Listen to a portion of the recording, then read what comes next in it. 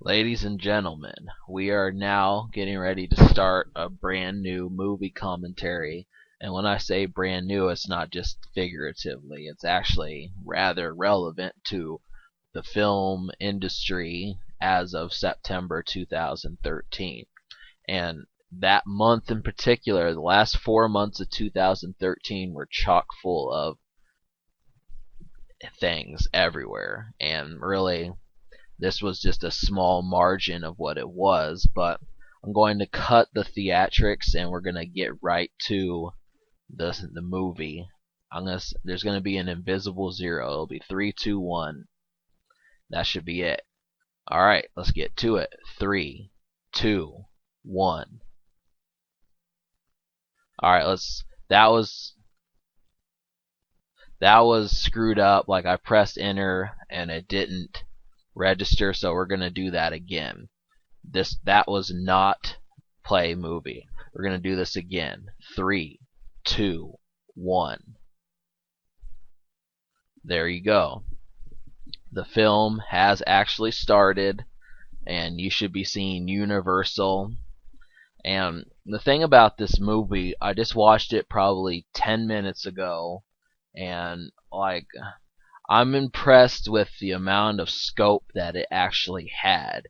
I wasn't expecting it to be almost like a movie that you could say, yeah, I could actually consider myself watching this more than one time.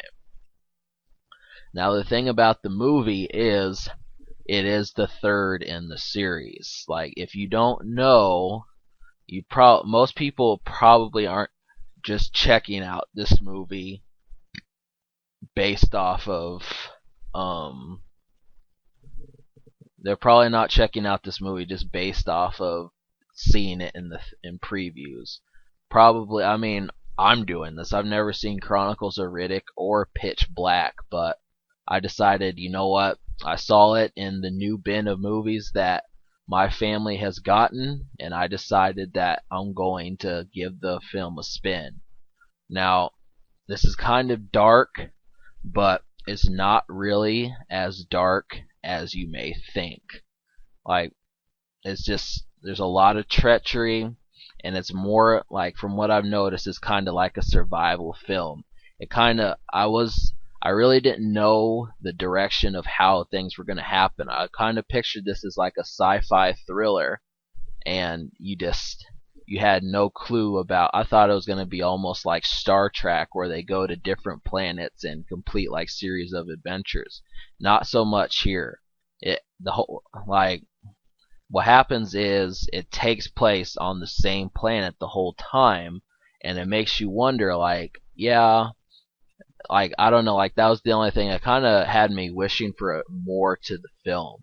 Like, I know, like, sometimes people say, well, let's just concentrate on what you do have. Like, I have 200 movies and I still buy more, and it's like, why do that? Because like, be satisfied with what you got before you get more. And I have a hard problem, but this movie really kind of balances me out, just seeing as it takes place on the planet the whole time. And they give a little bit of background as to why Riddick is there, and his name is, I think, Richard Riddick. That's like, they gave him like a regular first name and then his last name, and like, he's kind of like a no holds barred type person. And I think that's what they had intended.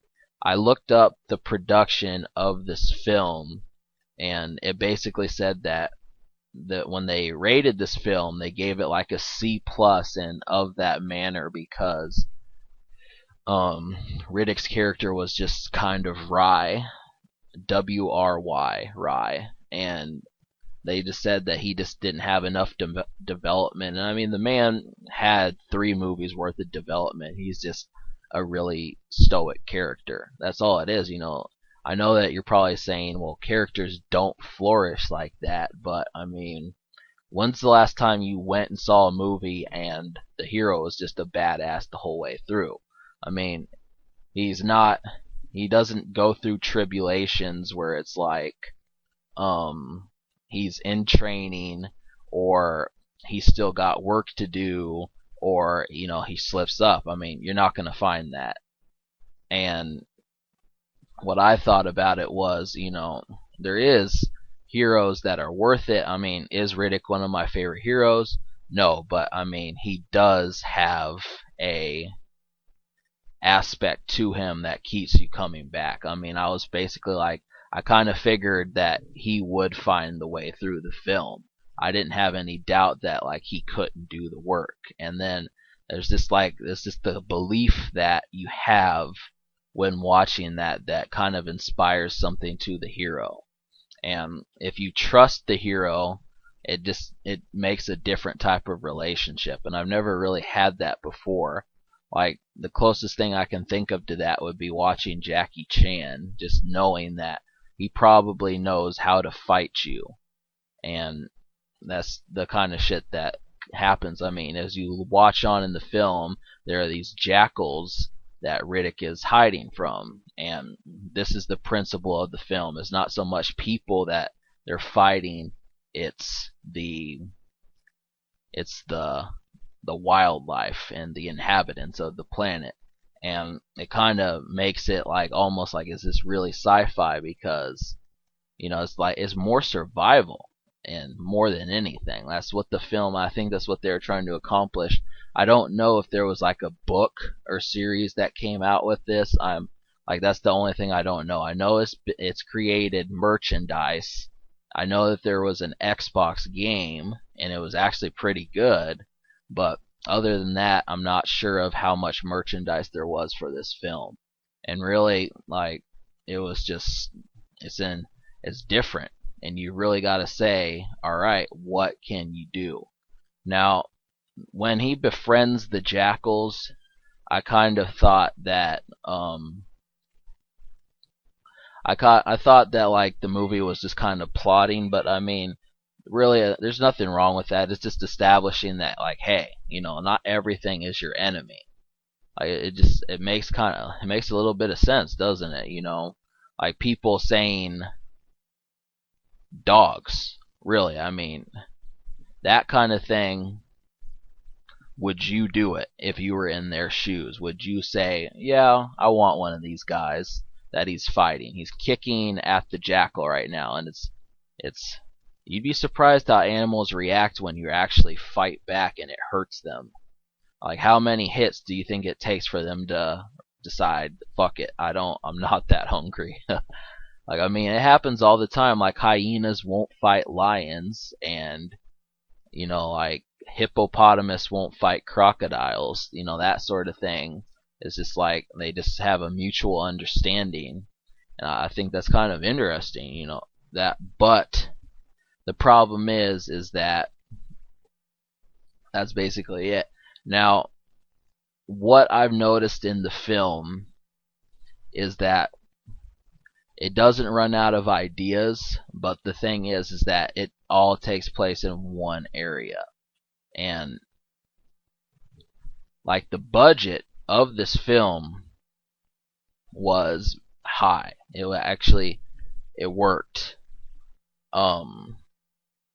Rumors have been circulating on this film since 2006.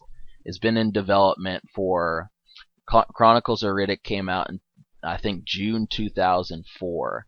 I remember seeing it pop up, and I didn't go to see it back then because I wasn't quite sure how it would notice. I mean, I knew that Vin Diesel was kind of like Channing Tatum back in 2002, 2003. Like, everything he touched, he got vagina off of. And like, the thing was that every once in a while there'll just be like this male superstar that does things. And I mean, the thing is, I mean, can you really say that Vin Diesel fell off? I mean, I don't know if he did or not, because I really didn't see terribly many of his movies. I mean, when Fast and Furious came out, I didn't buy the film. I just thought, I was like, okay, I'm miles away from driving. I'm 12, and it just didn't intrigue me. And the thing about it was that, well, that was one of his breakout roles. I mean, he was in films before Fast and Furious, but the thing was, it didn't strike a chord with me. And I mean, I eventually saw it in 2002, and I was like, this is fly. I just was embarrassed to admit it. And that was like the thing. Like, really, when I watched it, I thought, hey, this is kind of good. And so I got Too Fast, Too Furious, and that didn't have Vin Diesel in it, but like I fucked with it. And that sort of thing, it really kind of flourished a bit, and I was really surprised at how much it it affected me. And it not affected me, but like I enjoyed it, like affected my state of being. And the movies that he had following that, I mean, he has a movie called A Man Apart, and I bought that movie just because it had him in it, but it was more in, I think it's more in like the neighborhood. I don't want to say the hood because we don't know if it was like, it's just in the neighborhood. And like, he basically was in a bunch of films. And the thing is, Vin Diesel admits to having, like he doesn't pick. He's kind of precarious about the films that he picks. And the thing being is that when you see them, he keeps a sway about him that he wants you to. He's not gonna be in some stupid film. And really, I don't think he really ever sold out. Like the only thing he did do was he did this film with children in it, and it was like the father's nanny or some shit like that. But it was just like the reason why he did it was because, hey, I'm 38, 39 years old. I should probably have a couple children by this point. If I don't like kids by 40, I'm either a diehard bachelor or a hermit. And like, women, it's unattractive to not like children when you're in your 40s, because lots of times women have children that are that age, and it's just like you're supposed to be able to share that because that's just the way it goes. And so out of like 15 films in the past 14 years since 2001, out of all the films that he had been in, really to have only one or two slip ups, that's not terrible. I mean, and really, I don't even know if you can consider it. Some people are actually fans of Vin Diesel, and they'll go and see every film that he's been in and what he continues to be in. And that's the thing. Like, it's just like, hey, I'm doing this now. I've kind of changed. I'm older and wiser, and I think that these are the type of films that I want to do now. And basically, I have no problem with having fun with it. And so that's it. Really, I mean, it's just like, what would you want to see Vin Diesel in that he hasn't been in? Like, he's done an action flick. He was in Triple X, and that movie bombed as well, but it had fans. Most of the time, he's got, like, he can't, I don't know if like he necessarily cares about what's cool, but it almost seemed like cutting edge was something that he wanted to reach. And like that sort of thing. I mean, I don't think that if I were to be in film, what I would probably say is I'm not going to do certain things that are in films. Like, I'm not going to dress up, and I'm not going to, I don't know. I can't think of standards that I wouldn't do in films. I mean, it's just when you have a long list of things that you would do, that's the kind of, you get acclaim because people say, all right, what what do you do?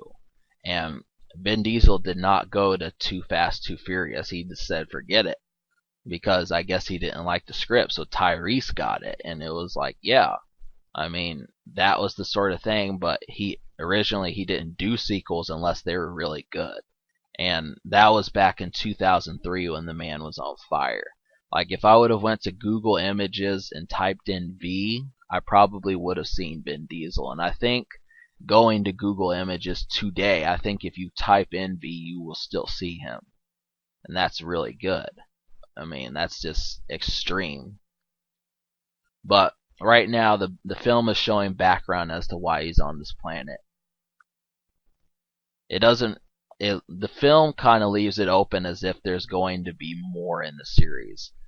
But the thing is that these take so long that it's just like, what would you want? And it's like Terminator, how those took 7-8 years every time, and like it was ridiculous. It really was. I mean, people say that they don't want films to be bad, but the thing is like, even if you don't want them to be bad, sometimes you've gotta say, I mean, it's just a movie.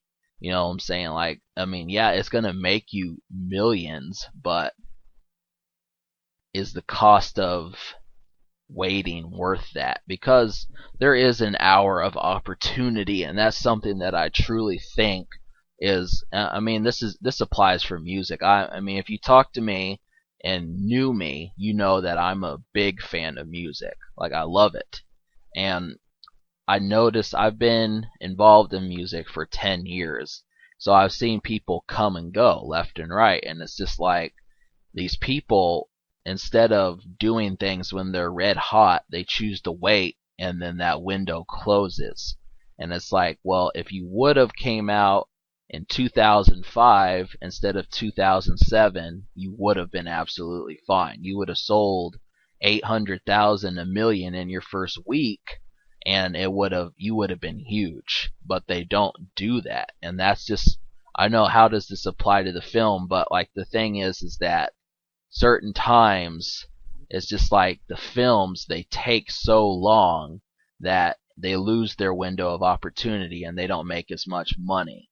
Like, if Fast and Furious would have waited for Vin Diesel, and it would have if they would have said, okay, we're going to wait until 2009 to make Fast and Furious 2, it would have dropped considerably. With that, I mean, even though Too Fast, Too Furious, and Tokyo Drift weren't necessarily good, if they would have just said fuck it and they just would have been stubborn, I really think that the series would have kind of lost money. It would have, because 8 years is ridiculous. I mean, it's just like, but they did get him back, and that was like the brilliant thing about it. I've seen Fast and the Furious, which is number 4, and I'm going to see Fast 5. I mean, these are things, and it's not just I'm just going to go Vin Diesel with you guys, but like, I'm pretty sure that the series is rather good, and that happens. But right now, what they're doing is he's in a standoff, and he's trying to get off the planet, I think. And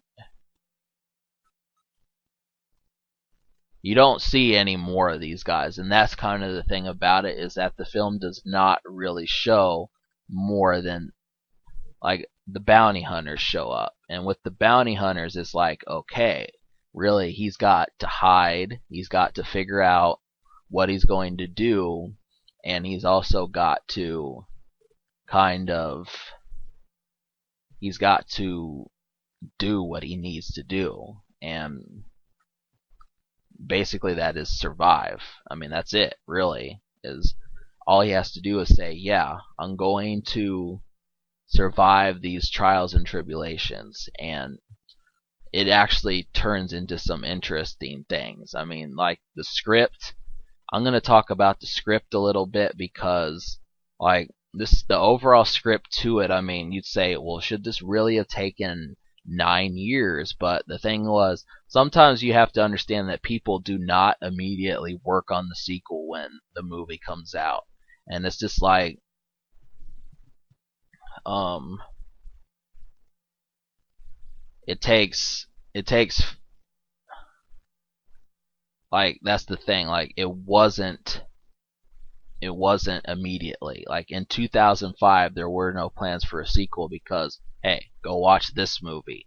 And that happens all the time. Like sometimes people get mad when they've just released something and then they ask what's next. I mean, that's just common knowledge, but I mean, if only the reason for it is because people like what you do so much. I mean, if I had 4 Vin Diesel films in my house, I'm not gonna say, well, I need another Vin Diesel film because I've got 4 more to watch. But really, I take the way I take it. I don't even know what I'm going to do. I mean, I just keep a schedule. If you would have talked to me 6 hours ago when I was sleeping, and I would not have seen the movies that my family got from the library, I would have said I'm getting ready to do Road Trip. But I've noticed that people kind of don't like when I just am like their next door neighbor. And meaning by that is, yeah, we can go to a barbecue together. I'll talk about how that girl has a big butt. I'll talk about how that really kind of sucks when that happens. I can talk about, well, my favorite color's green. Like these are things that like I've noticed are not necessarily faring as well as they could be. And I mean, am I going to lose that? No, I'm not, because I think that's an aspect of character that needs to apply. I'm just not going to be that human with you guys. I'm not just going to say, yeah, don't you like, isn't this amazing? Like, I'm not gonna be like the low status person that just says, that's just like kind of excited about everything, and like that's it. And what applies is the script. The way it took off it was just like, all right, what they decided to do was make it to where is Vin Diesel versus like a group of bounty hunters. Like he really relatively is like almost like a 1.5 man army, because the jackal, it evolves, and um it helps. I mean, you're saying, well, that's like, I mean, there are certain people that it's just them and their dog. And I think that's kind of what Vin Diesel wanted to imagine, because somehow I see him as more of a dog person than a cat person. And like, that's okay. I'm a cat person. I have no problem admitting that. But thing about it is a cat's not gonna take out bounty hunters for you, and they knew that. Like, it just, I mean, a lion, I mean, you could say a tiger or some form of cat, like a jackal or a panther. Not a jackal, but like a panther or a jaguar, like one of those animals. But it's just, that's the way they chose it. So that's just, it just seems like a cat is more of like a feminine animal, and that's kind of the way it goes. I mean, is there a problem with that? No, I don't think so. But that's what happens. So it is like a 2 man army versus these bounty hunters. And like, I really, at the beginning, I was just kind of like, yeah, this is kind of boring, but it got interesting. And I think probably the more you watch this, the more the fun you're gonna have, just because, I mean, even though you've seen it one time, you can kind of say, well, this is something that I haven't. I mean, the closest thing I could sum this up with is Die Hard. And Die Hard, where John McClane was in the hotel, and he just basically took out all these assassins, and that's kind of the way it goes. But you also have to add in the wildlife. And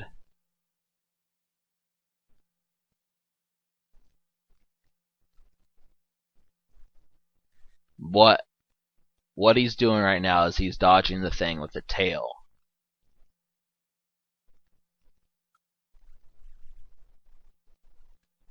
I don't know how many tries this might have took. I mean, like you're saying, well, this is obviously computer generated, but somehow Vin Diesel had to be able to do it. I mean, all you have to do is say, well, he just swung. But like, what do you think as far as him as an actor? I mean, really, what I think of him is, I mean, I don't think he's a bad actor. I mean, that's the thing. They wouldn't have picked these actors if they were bad, and and I know like I'm supposed to be gushing over Vin Diesel, but I'm not going to do that. You know, it's like, oh, forget it. He got the role. He knows what he's doing, and he's not going to slip. And that's what I kind of take him as. But really, the more I look at it, the more actuality that happens. And what I mean by that is there's a lot of shit that applies, and I mean, you could just take this as on. I mean, they really could have made like an Earth version of this movie.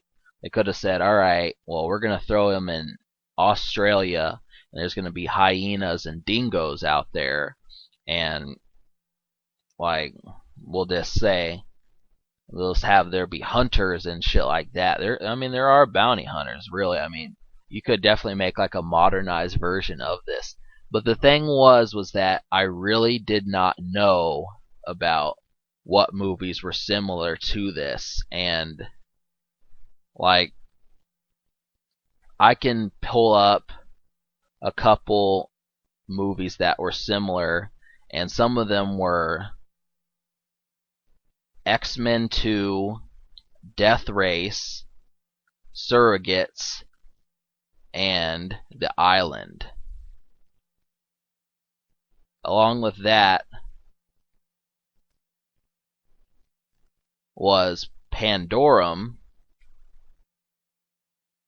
Deja Vu, Terminator, X-Men 3, Terminator 2, Terminator 3. Like, you'd think because it's like sci-fi that there would be more sci-fi movies. I mean, I'm interested in Deja Vu. I'll talk about a few of these movies because, like, really, I don't know terribly much about them. Like, The Incredible Hulk that came out in 2008. Basically, like, I know everyone wants Hulk to get mad, and that's the kind of thing that, like, I mean, it's just, I'm just gonna dismiss that one. I mean, really, if you're seeing this film and you're saying like, certain times this happens, it's just like, God, I've got to get another one of these movies. And Vin Diesel's not gonna do like a Riddick clone. He's gonna say, all right, I want to do something different. I want another Fast and the Furious. I want another Riddick. I want another one of these. Like, certain artists, they just have franchise films, and they can keep coming back to them, and every time that makes them about 50 million per film, and they've got like 4 of them. Like, really, I mean, Samuel L. Jackson is one of these people. I mean, he's got Star Wars, he's got the Avengers, he's got everything. You know, like, he's just got a shit ton of things that he can do, and it's ridiculous. I mean, he even has, I mean, if Grand Theft Auto ever decides to venture back to the 90s or some shit like that, there's also Grand Theft Auto. I mean, the man has tons of films that he can go to. And yeah, I mean, it's redeemable. I mean, it really is. And like, the thing is, if you're noticing, I'm not necessarily talking about the film as much as I could be, but like, it's just, there's not much going on. I mean, it's all it is Vin Diesel and the Jackal, and it's just like, yeah, I mean, there are men out there that live with only their dog. I mean, I used to have an uncle that used to be exactly like that. He lived by himself, and it's not that he didn't have women, but he lived by himself, and that's kind of like the situation that they establish. It's like, I don't necessarily, I mean, that's kind of like the thing is that that's one of the only problems, that Vin Diesel is not like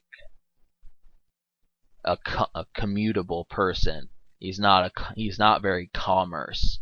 I think that's a word. I'm not sure. I mean, it could be, it could not be, but I think commerce is like a word that is just sociable. I don't want to say sociable because he can talk. He's not like he doesn't, he's not going to start the conversation with you. That's what I'm saying. I mean, he has goals in his mind, and I don't know, like, really, what would I want to see him with a bunch of people and just have a bunch of comrades? I don't know, like, really, that's up to you. I mean, how far you want. I mean, if you want that, you have to say something to Vin Diesel. I mean, because I think the man has a Twitter, he has a Facebook, and um, he's got these things, so you can basically inform him that when you do Riddick 4, try some of this. And I mean, he may do it, he may not. You'd be surprised at how much when you complain to someone about something, if they keep that complaint in their mind, they will to change it. And I know, like, you're saying, X, you're kind of a geek, but I am going to bring up a particular video game series because I am still a Let's Player. And so I don't want to like be like, oh, well, I'm just above video games now. Forget it. Like, what happens is in Halo, the Master Chief never talked. In Halo 1, he never talked.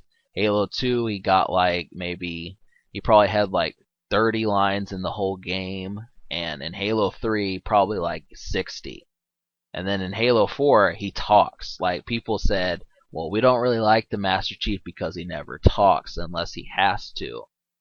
And it was just like, yeah, I mean, that's the kind of thing that Riddick is like. I mean, you're probably saying, where do they get these characters? But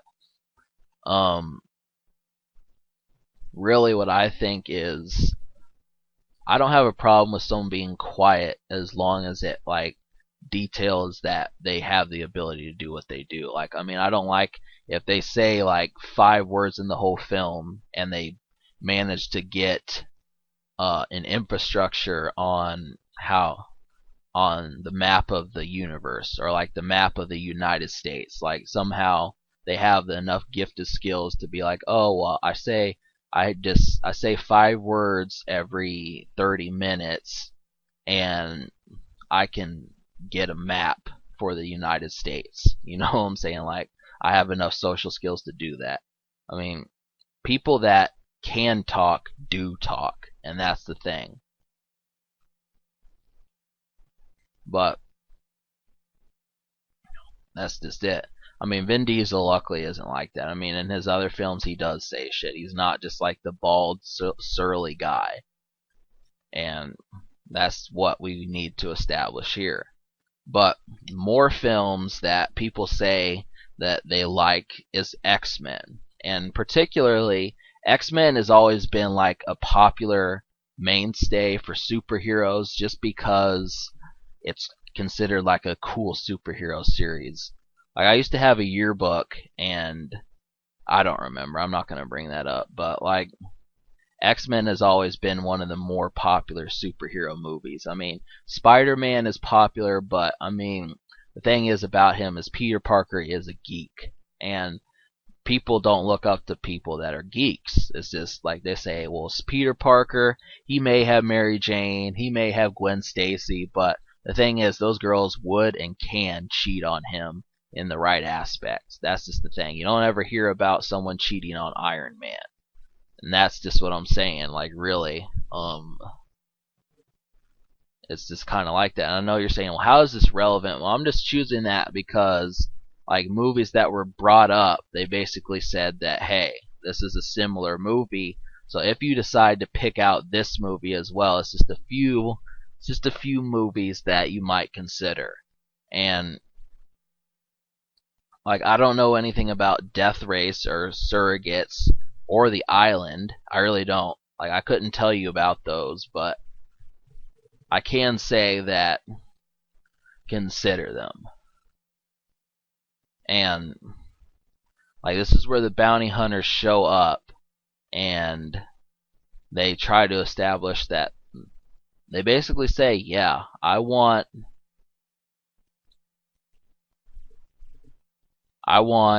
Riddick dead.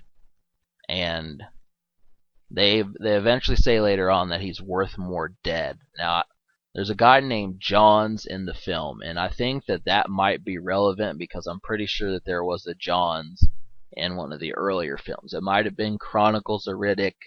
It might have been Pitch Black. I'm not sure, but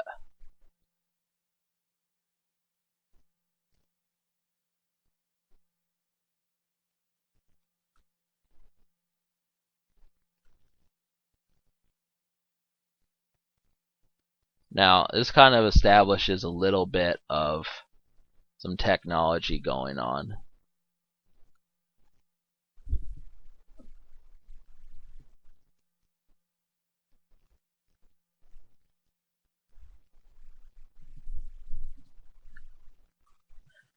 They have a crew of like 11, 12 people, I think. They have a crew of like 11, and then an additional bounty hunter shows up just to make things more interesting. Just because, like, I think if there just would have been the one bounty hunters, it just would have been like, all right, well, he has two enemies, and this wouldn't have worked. It would have been, well, Vin Diesel kills all the people, steals the ship, and gets off the planet. It created like a contrast to the film that I think is exceptional. And what's interesting to note is that, yeah, it's kind of like, I don't know. I'm trying to figure out where I'm going with it. This girl, this is Carrie Hilson.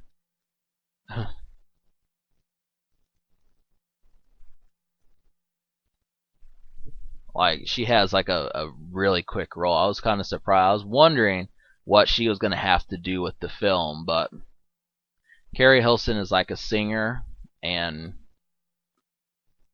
she was on the song "The Way I Are." The way you, I think it's either called "The Way I Are" or "The Way You Are," and it's by Timbaland. Timbaland. You probably know him a little bit, but he blew up in like 2007, really big. He just had a bunch of songs on the air, and she was always with him, and so was Justin Timberlake. But she doesn't really get anywhere.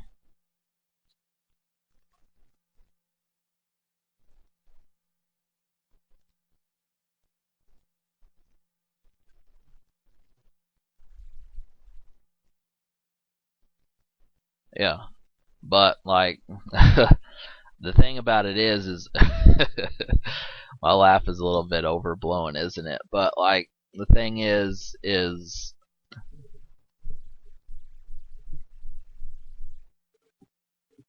thing is the script was meant to be a it's supposed to kind of get you wrapped up in it.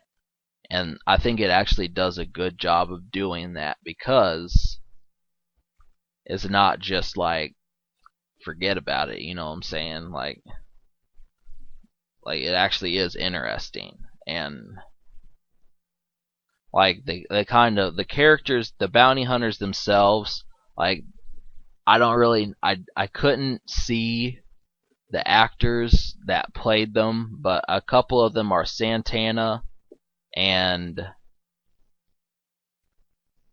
Vargas, and and then there's Doll, the girl, and there's like a couple other ones, Johns. Those are some of the ones that I remember, but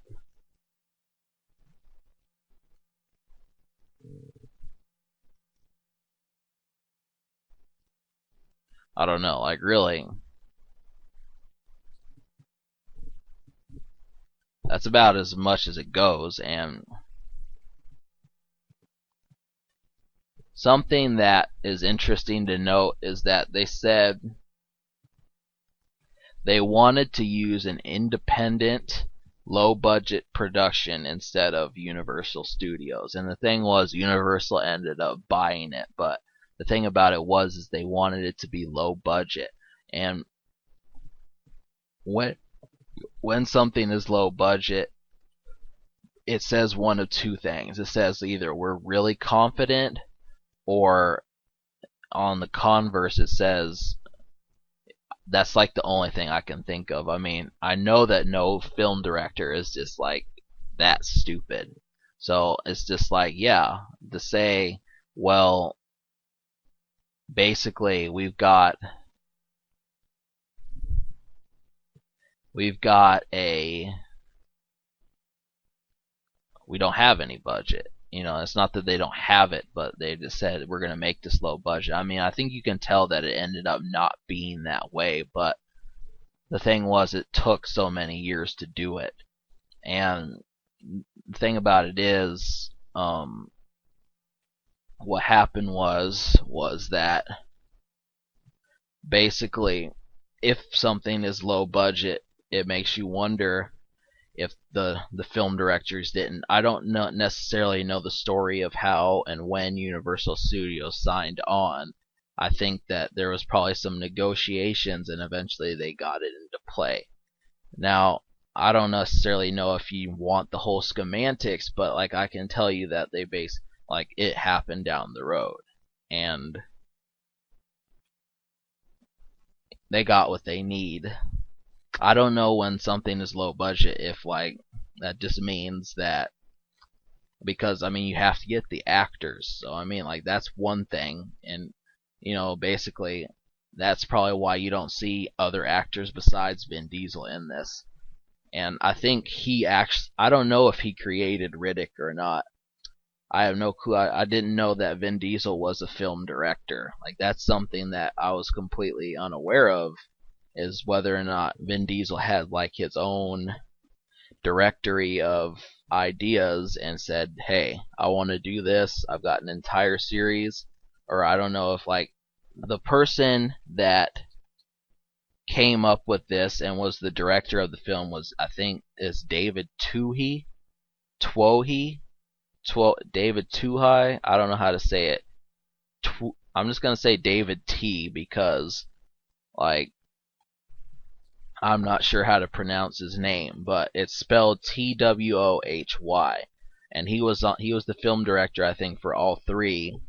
And like I didn't look up. I guess I could, how much information he actually what are some other things that he's done.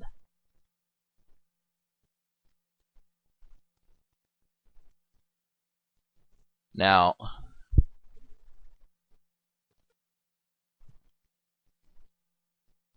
he was the one that wrote the script. He all David T wrote The Fugitive with Harrison Ford.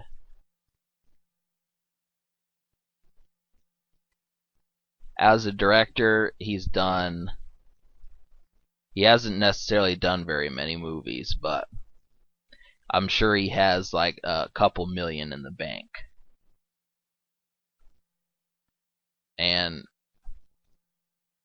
he did Waterworld. He wrote Waterworld, and that necessarily wasn't good. He did G.I. Jane, Pitch Black, Imposter, Below, A Perfect Getaway.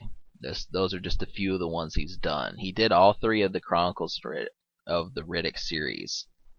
And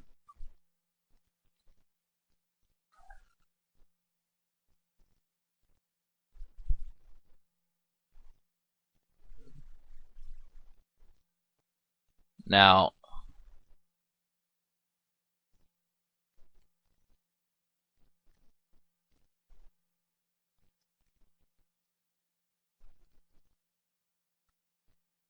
yeah.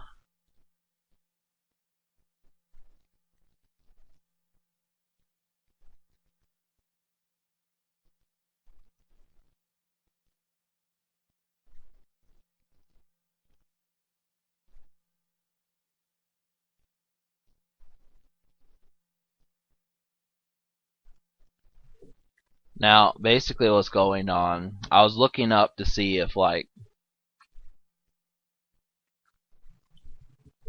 know this is kind of unorthodox, but I don't give a shit. Like, really, I'll give you information as I go. I mean, that's just how I am. I mean, if you want to take a venture into my character, I'm going to tell you that I'm kind of like a, a last minute type person, and that's how I've always been.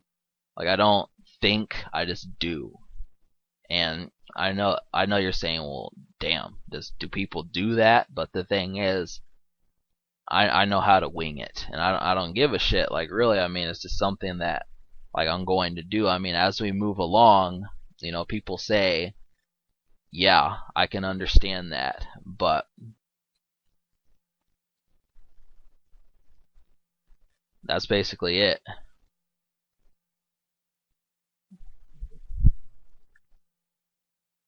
Now, the Cyclops, it is an interesting piece of device. I mean, they owe it to that. I mean, like, that's a pretty interesting thing to develop, is just to come up with something that can register. I mean, it's just basically radar, but I mean, the thing is, it provides like images and shit like that, and it works. Like, I think all Vin Diesel had to do was just destroy it. I mean, and they would be kind of sunk, but I mean, that was it.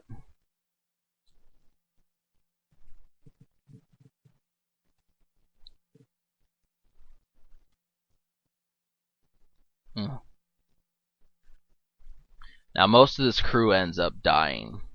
Now, the thing about them is that none bounty hunters, you gotta kind of say, I don't really consider them trustworthy, and I think you can kind of tell that they weren't.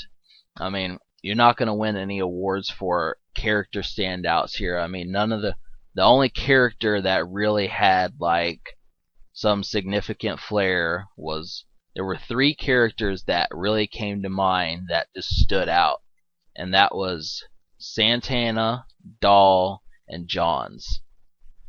And that's the evil bounty hunter, the heroic bounty hunter, and the girl. Those are the three characters that had some semblance of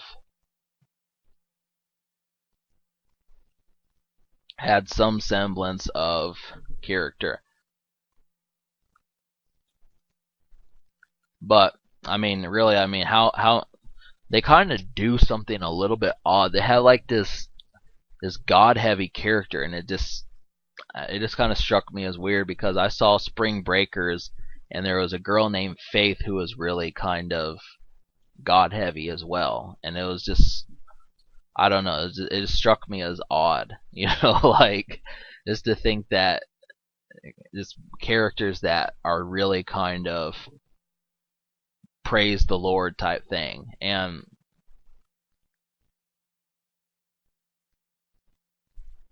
I mean, that's just it. You gotta say what you want to do is better than what you can. And sometimes I just kind of get lost in my speech, but just pay attention, because like, so what is the best part about Riddick? What is it? You're probably saying, is it the characters? Is it the production? Is it the scenery? Is it you know, is it the script? Well, the script, this is where it starts to get interesting.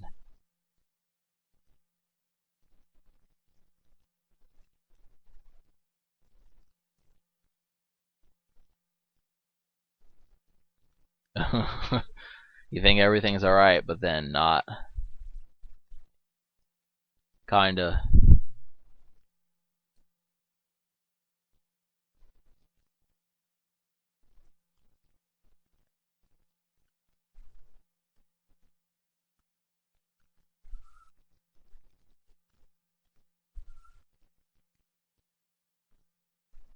Bear traps. Particularly big bear traps. But like I was saying, like, I just wanted you to notice that point in the movie, because this is where things start to get interesting. It is now Vin Diesel, Riddick versus the bounty hunters. and it kind of becomes like almost, you want to say like a cat and mouse, but it's like playing chess and having a king and a bishop take out a whole chessboard guarding the queen. Like that's the thing. And it works. You'd be surprised at how often that it actually works. It's not just, it's real. It's real shit. And I think the scenarios is something that you're gonna like. And I mean, I guess you could credit that to the script. They said, hey, this is gonna be kind of interesting. This is what we're going to do. I mean, the characters are kind of noteworthy, but they don't stand out. Like, I mean, I don't think I'm gonna pick anyone besides the four people I mentioned and say, "Oh, he was in Riddick." You know what I'm saying? Because they all die. And anytime I don't know what it is, but anytime someone dies in a movie, it's just kind of. I mean, I don't know. I'm not gonna say that, but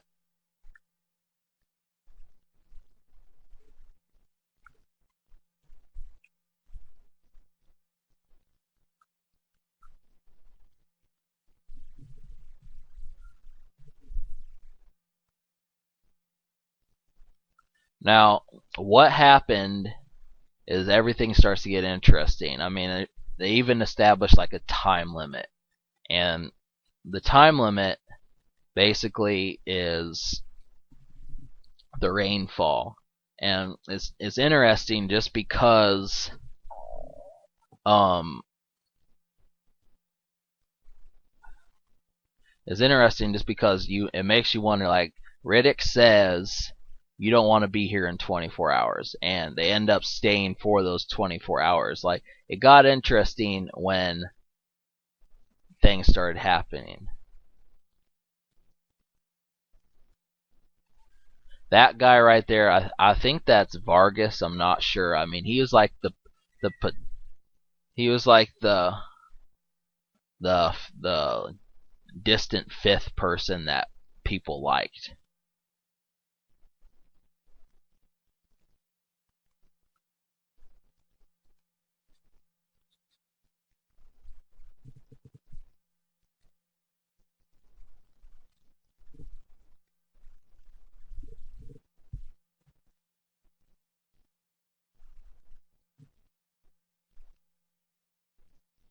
They basically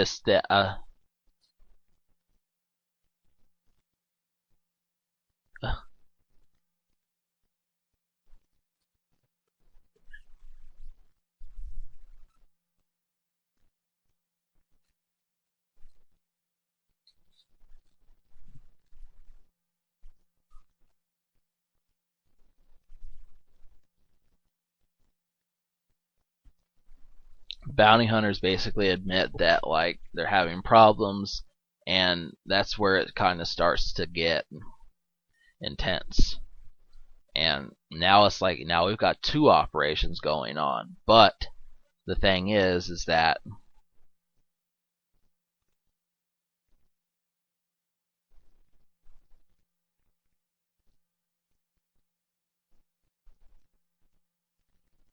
yeah,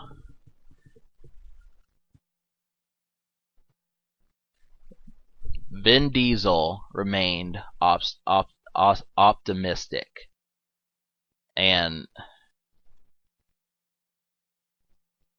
the thing, he was optimistic because he was always like, yeah, we're going to do one. And anytime someone is optimistic about doing a film, that basically means it will see the light of day. I mean, for the most part, I think that's probably about 60% true, is when some.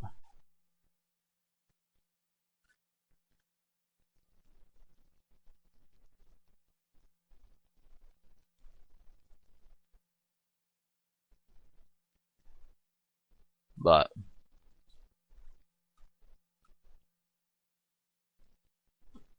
that's it. Like 60%. I mean, just give or take what you want, but for the most part, I mean, and even if like you're saying, well, God, I don't want to be 35 and I'm 23. Well, that's kind of like the chance you take. I mean, it's ridiculous, isn't it? This is what I was talking about when I said there was like a sweet spot, and it's just like sometimes I think people need to write scripts back to back.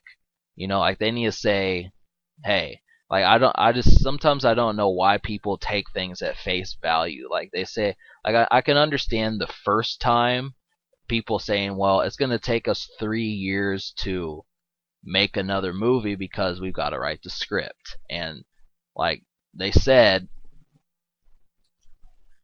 Vin Diesel basically said it takes 5 years to make a script. And the thing is, so why weren't you working on that script while you were working on that one? I mean, yeah, if it takes 5 years, it could take 8 years for two movies to come out. But what you do is you start on the script after you finish it. I mean, it's just like when an artist goes on tour and it's like, so why aren't you working on music while you're on tour? You're just performing, going out on performances, and you're not recording new music, and you use tour as an excuse. So we have to wait 3 years for you to come out because you tour, you work, you take a year off, and you work on the album for a year. But that's the kind of shit that I think, really. I mean, it's just like, I think if it takes you 5 years, what you do is you work on scripts back to back. And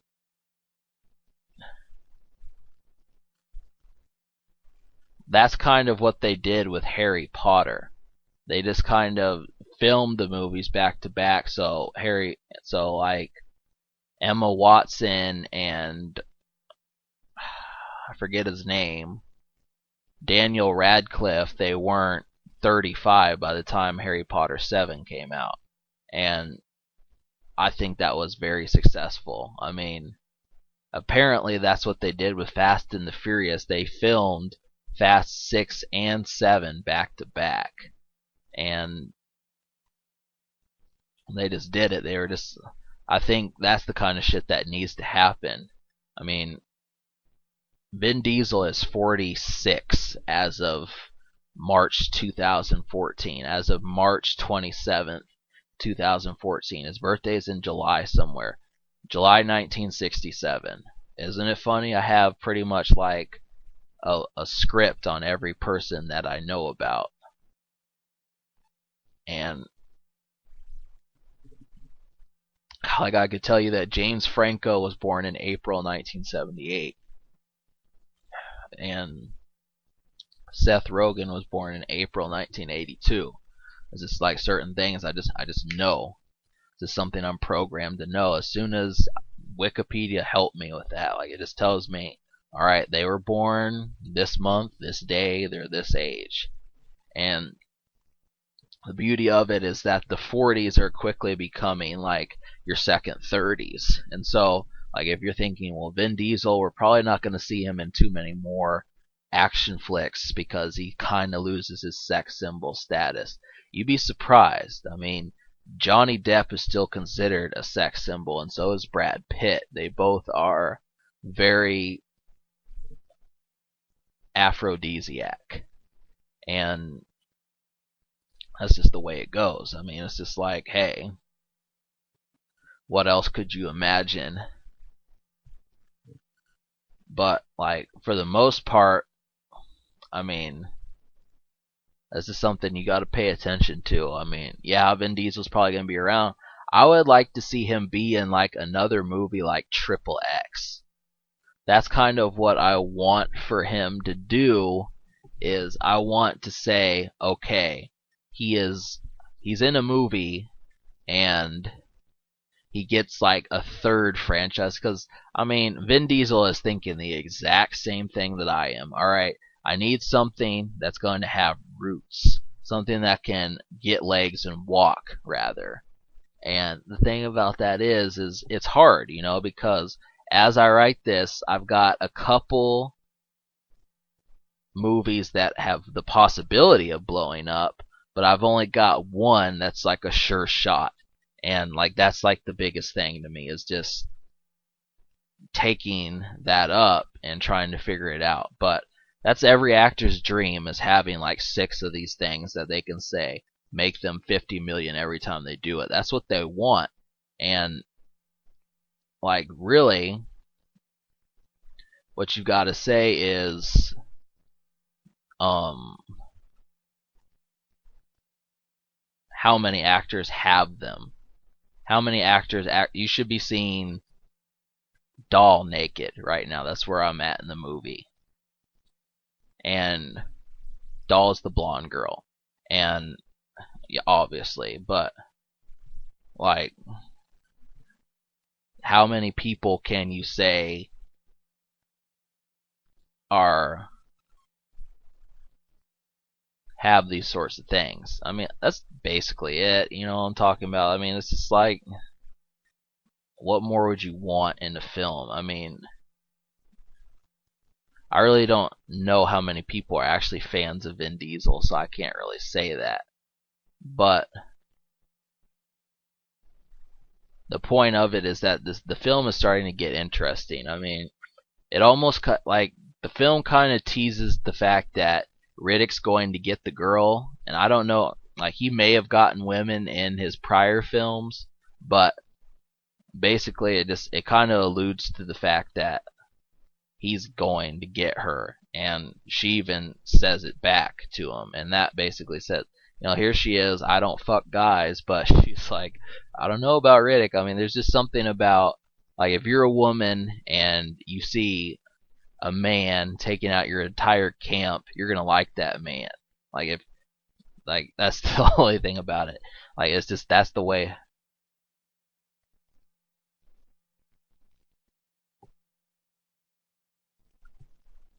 But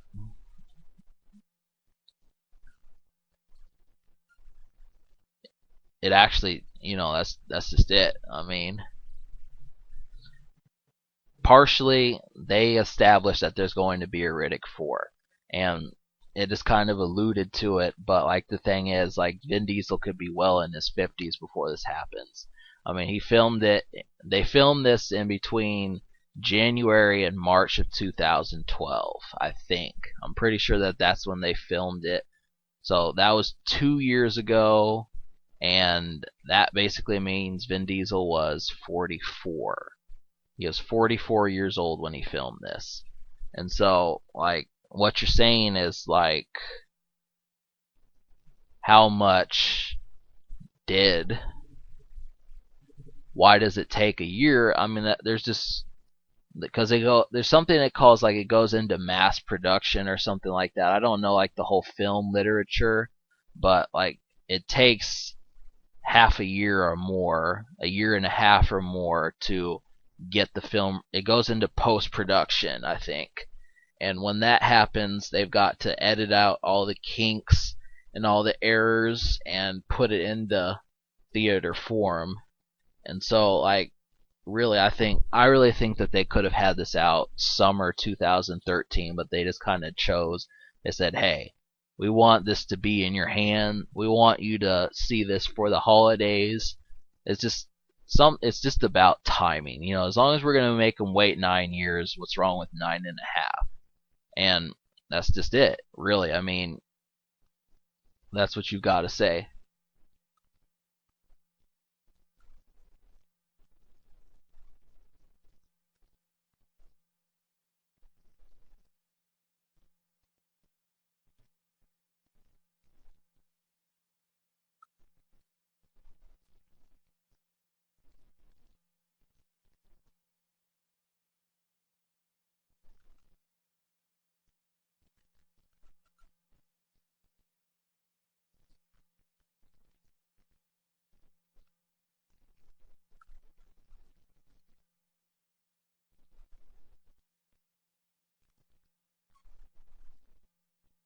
Now,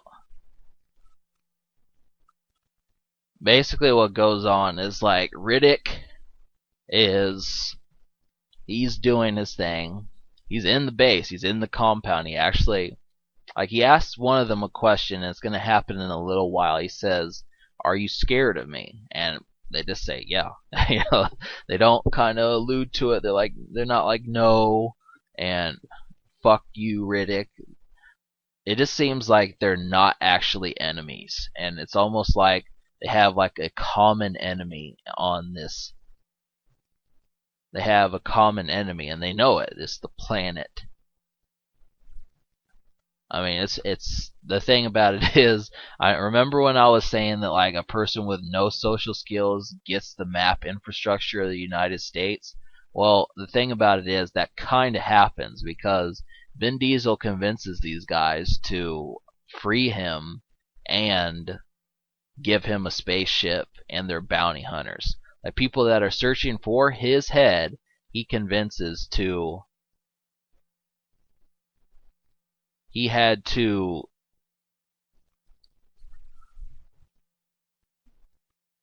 he just did it. And the reason why this happened was because Riddick has value, and he knew it. He took something that was valuable to them, and it's a trade secret, to say all you've got to do is take something valuable to someone, and they're yours. You know, I was watching a movie called Escape Plan, and that came out in around the same time, like September, October 2013, and in the movie, Sylvester Stallone or someone is like, we had get them by, I don't know, it might have been in a totally different movie, I'm not sure, but they said get him by his pressure points. Every person has a pressure point, and as soon as you figure out what they are, it's over. And I think that's considerably true. I mean, pressure points are considerable. I mean, they actually do work. I've tried them. They do. And like, is this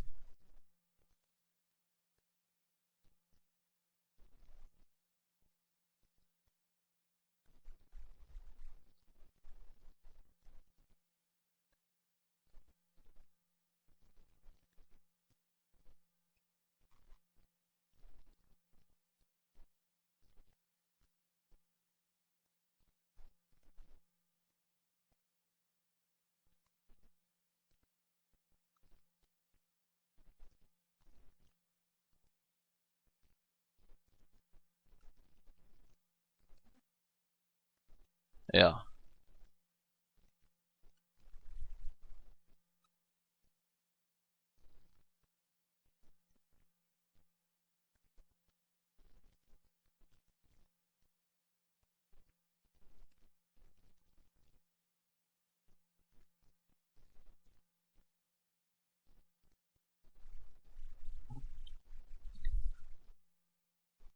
In the movie Clerks, I know this is kind of off topic, but in the movie Clerks,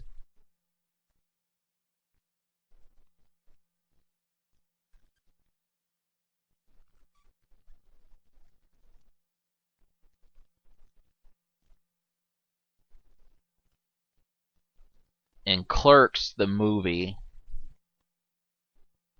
the character Randall chews gum, and they said he chew. If you notice, if you go back and watch that movie, Randall basically chews gum the whole movie. He's always got gum in, and they said the reason why is it helps him relax. And now, really, how I don't know how you could do your. I mean, I guess you could do it, but it was just interesting that he actually did the whole movie with gum in his mouth. And I don't think he did it for Clerks 2. I mean, his name was Jeff Anderson. But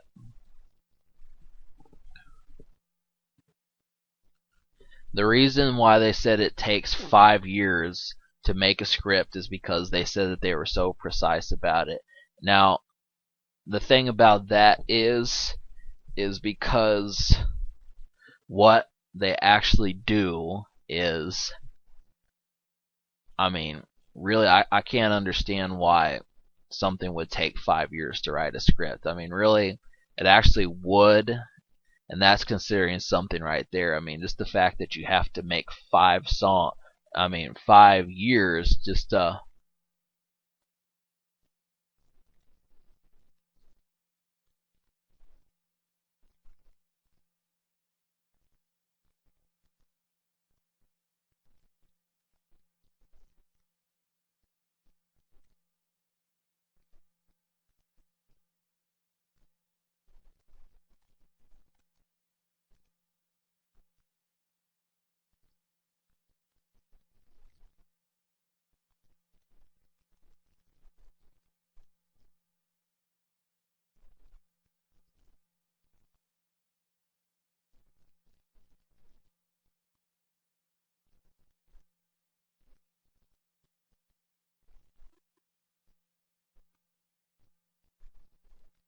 I think he's saying that.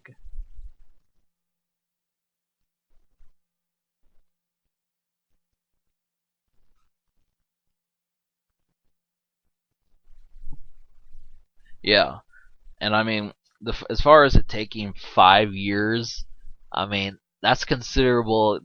I mean I mean it took 5 years, but I mean really that's also considering eating, sleeping, relationships, and press. Like really, I mean, it's just when someone says they take 5 years, I mean, unless they're putting their life into it, it when someone says 5 years, that's probably like 7. You've got to add in like, I mean, how many days a week was he working on the script? That's what they don't say. They don't ever ask in interviews, well, how many days a week were you working on the script? Oh, I was working about 3 days a week, 4 days a week, and for 3 hours a day I would work on the script. You know what I'm saying? Believe me, I've tried to do something and work for 3 hours a day. It's difficult. It is. And you can't just work on something nonstop for 4 hours. I mean, you can try, you can do it, but I mean, it's just ridiculous. I mean, it just, you've got to be able to say, like, okay. And, like, that sort of shit, it actually applies. So, I mean, while I'm thinking about what I want to do, I'm also thinking about what could happen. But the point is, it took 5 years, and I think that was starting in 2006. I want to say 2006 is when they started just writing for the script. So I mean, if it started in 2006, that means 2011 he finished the script. And like, if he finished it in 2011, like they got it relatively quickly because they filmed it in 2012. So like, yeah, it was probably somewhere in like 2000. I bet he had it finished in 2010. I bet that's when he finished it. It was just narrowing out the kinks that was the problem. Because, it's like when you download something, you have to start. It's just like if you download a program, you have to install it. And you have to pick things. And it's not just like, oh, like it's gonna do it itself. Like it's not automatically gonna pick and sign and turn on your agreement and all that. It's gonna say, yeah, you're gonna have to install the program. And so that's kind of like the same thing here. The kinks. I mean, I think that's actually one of my favorite parts is when it is just the kinks because it's like, hey, um, you're finished. You just have to. And on a side note, like that storm is like the bane of their existence.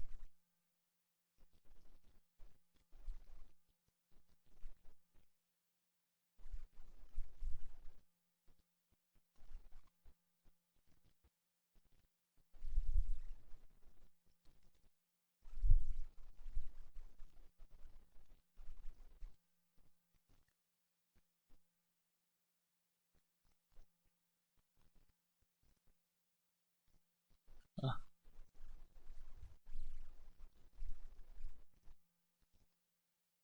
uh, Diaz.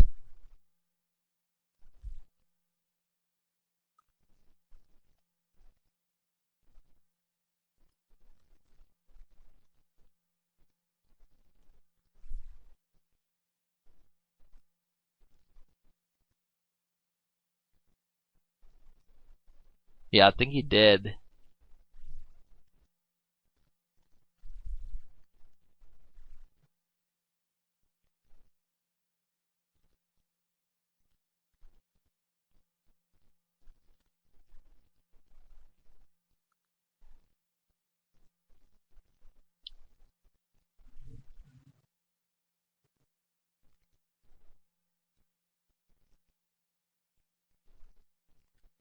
This is where things start to get interesting. He basically says, like this was a good part in the movie, and Thing I liked about it was just that it wasn't like they didn't try to make him just play cat and mouse. Like they decided halfway through the movie, yeah, this isn't just going to be about him versus the bounty hunters.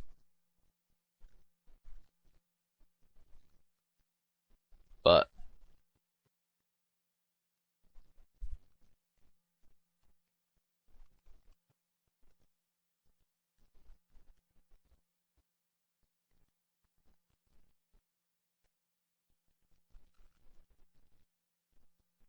yeah, the dog dies. I'm just gonna go ahead and say that right now. I mean, but really, what did you expect? And I mean, it's not necessarily like I mean, if you're watching this movie, you've probably seen it at least a couple times, and if you're watching this commentary, so it's just like really,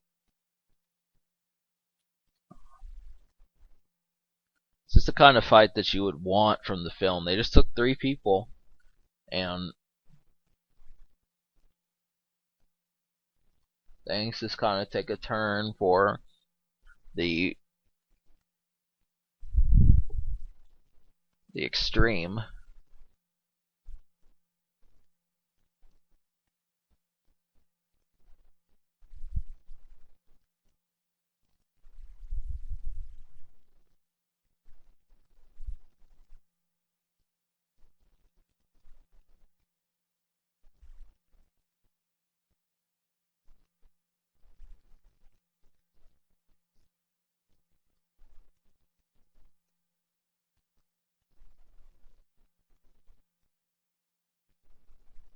Apparently, it was in the first film then, because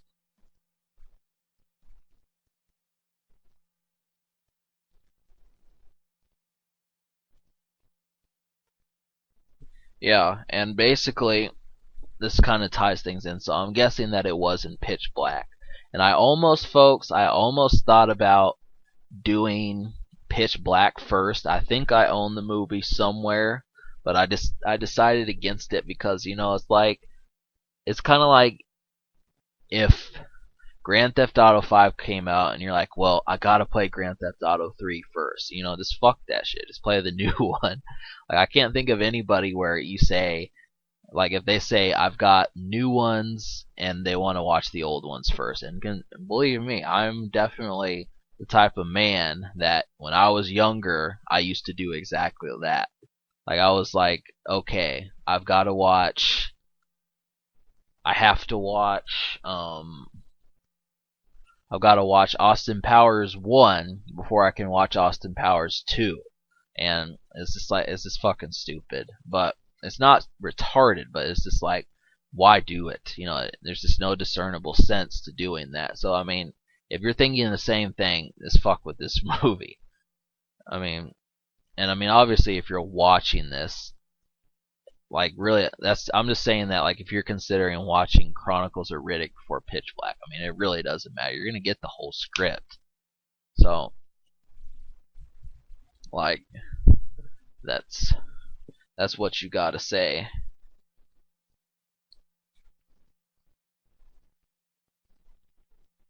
Now the film budget was 19 or the film gross, I think. Yeah.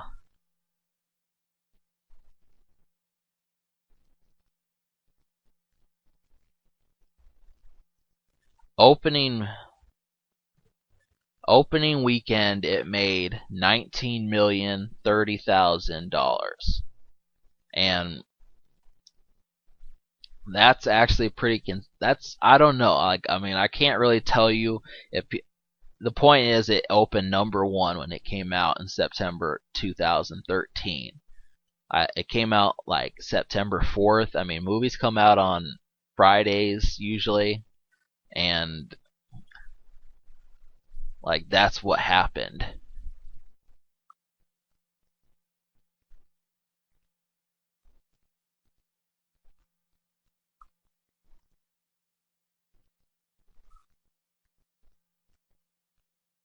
Yeah.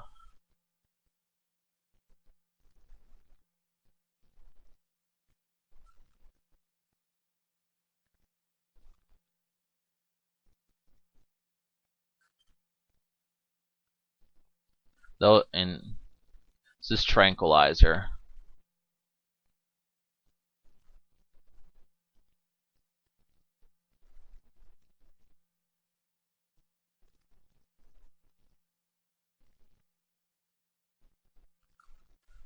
It makes you wonder how much tranquilizer someone would need, because really, I remember I used to hear that people would say they've got enough tranquilizer to put down an elephant.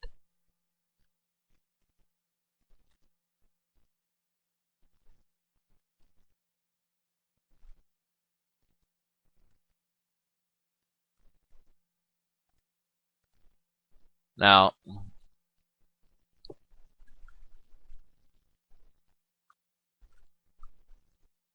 here's where things start to heat up, and we're like about halfway through the movie now. A little bit, probably like 60% through the movie, 65%. And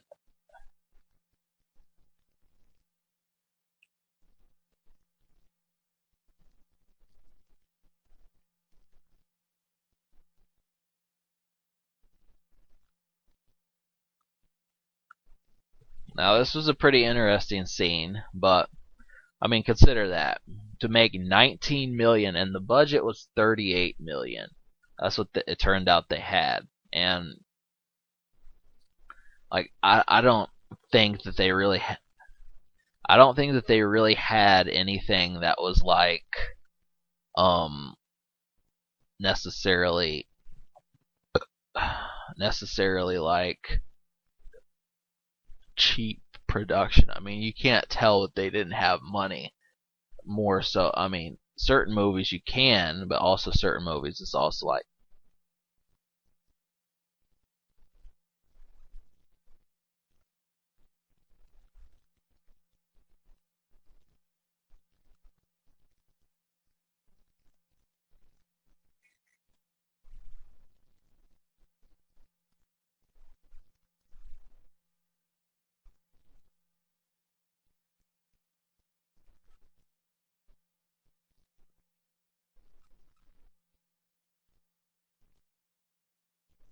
Now, here's where things start to heat up, and they're in the questioning, and he like it's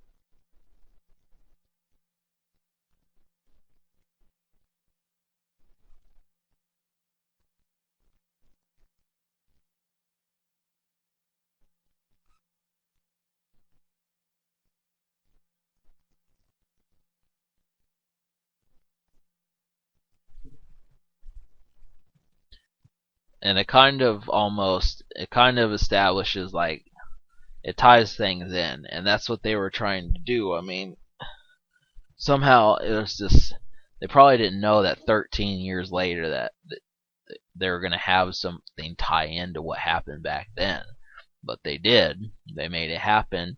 It's almost kind of like a treat for the people that saw Pitch Black when it came out in theaters, and it's like, hey, I was 15 and now I'm 28. You know what I'm saying? Like, there's a huge difference between those 2 years. I mean, to be in high school to being like a full fledged adult. And like the thing is, like, there's something called like a Saturn run.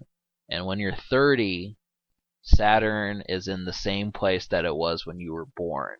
That's how long it takes. And it happens with every person, and it's called a Saturn. You can look it up. Like, if you look up the band No Doubt with Gwen Stefani, the record that came out in the year 2000 or 1999 is called like a Saturn run. And what that means is a person becomes more mature when they turn 30 because Saturn is in a different place. And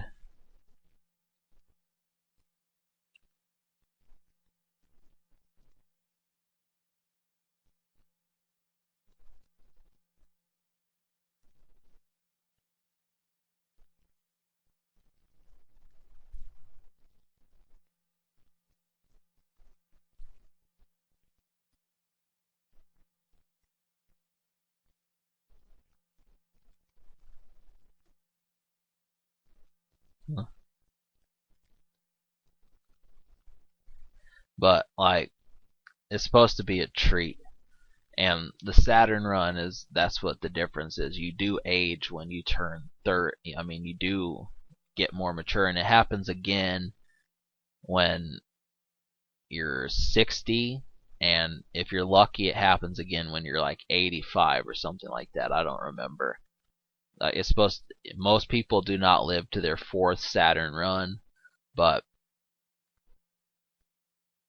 that's the kind of shit. I mean, you can look it up. You become elderly on your second one though, when you're 60. But it's supposed to be like a little bit of a treat for you because now his father is in the picture. And I mean, I can't really say because I've never seen the movie, but I mean, I've got the necessity. And sometimes I think that that's like I like that because there are 4-year-olds that are alive right now that are going to smoke weed in 8 years, and it's going to be legal in their state. And like they're going to be the luckiest people because they didn't have to go through with all the bullshit. And that's just the kind of thing that I kind of see. It's just like um some people have more luck than others when it comes to things they want to do. And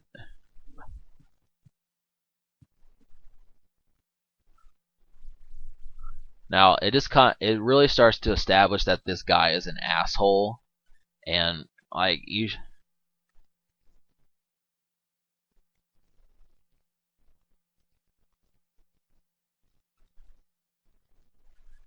now the film is a little bit interesting at this part, but I just liked it when it had more emphasis on like the people more necessarily than the animals.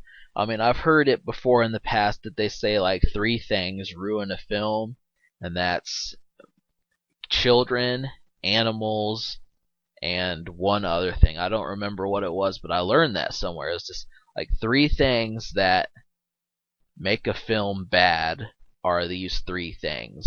When the film has animals in it that have more than just a 2-second role, when films have children in it, and when things I don't know what the third one was, but I think it kind of detracts from the film because they should have been focusing on um the relationship. I mean, they had to do it because how else was Riddick going to get out?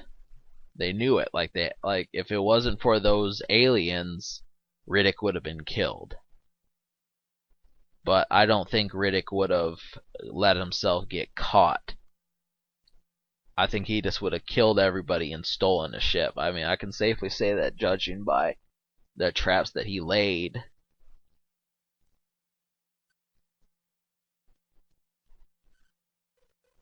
Yeah, this is kind of like Jurassic Park in a way.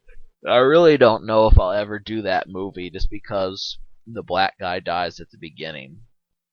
And that really gets on my nerves.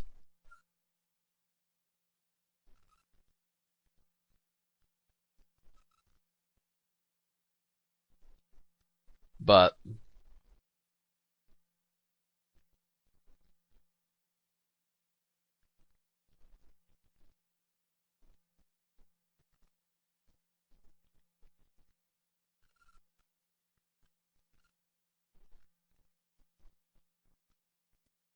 yeah.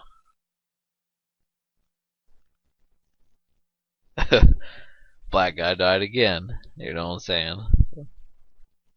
But he wasn't the first one. It's not as bad.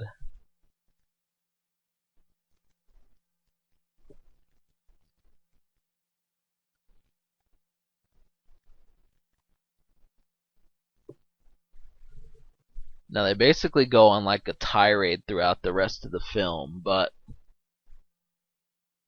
thing is, I mean, you can kind of tell that they did have a budget for this film. I mean, $38 million. I mean, yeah, that's like PewDiePie's budget in like 2 years is 38 million. I mean, really. I mean, seriously. I mean, he probably. I mean, I'm just gonna call. I know you're not supposed to talk about how much you make on YouTube, but I mean, it's not necessarily saying you can't make a gross estimate.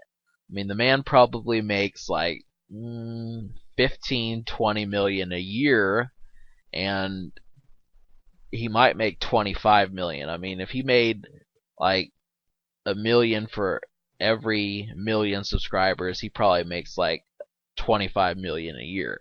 So 50 million in 2 years, that's a movie budget. And like that's just it. You know what I'm saying? Like really, you could make a fucking film like that. I mean, it makes me wonder how many people he's actually met. Like I wonder if he's met like Scarlett Johansson and Jennifer Aniston and women like them are this. I mean, it doesn't have to be. I wonder if he's met Jack Black or whoever. You know what I'm saying?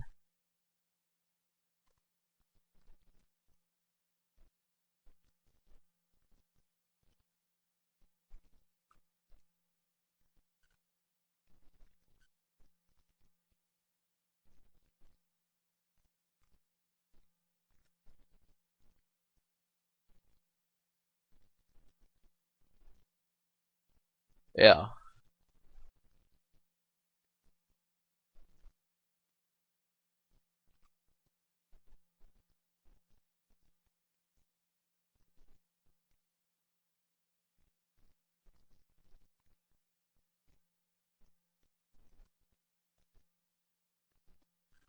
Now here's where things.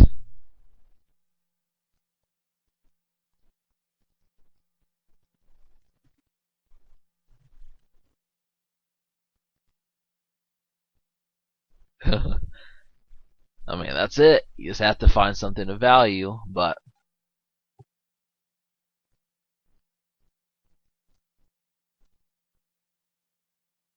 Riddick does his thing.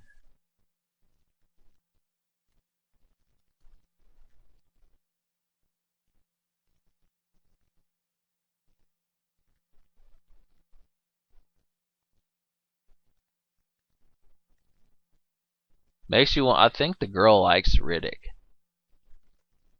I think she actually does.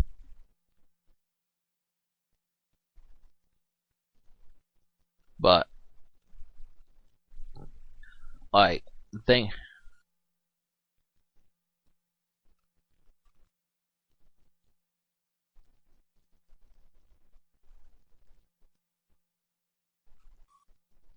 Now this is actually.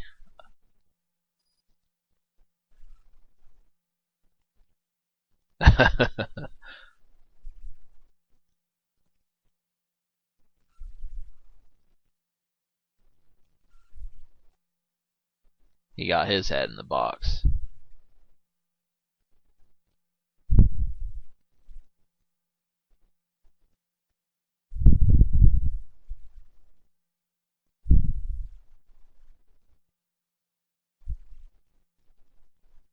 Now, what you basically just saw is tightness, really.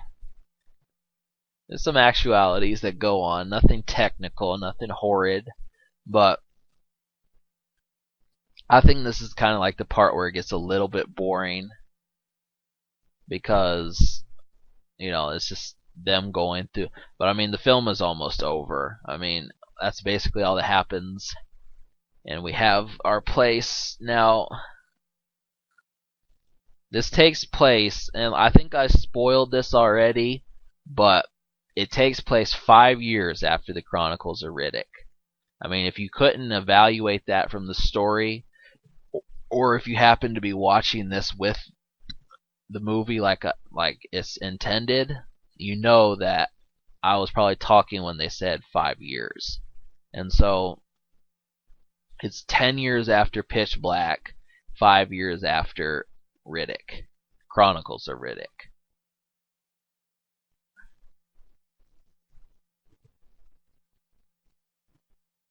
Now,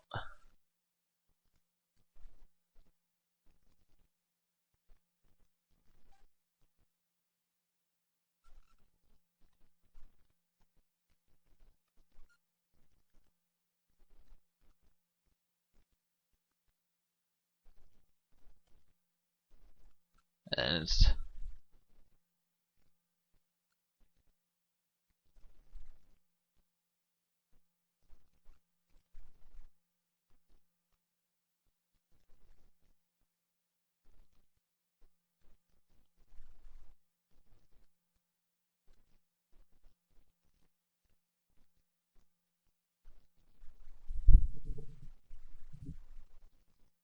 that's it. Just the guy just got killed, and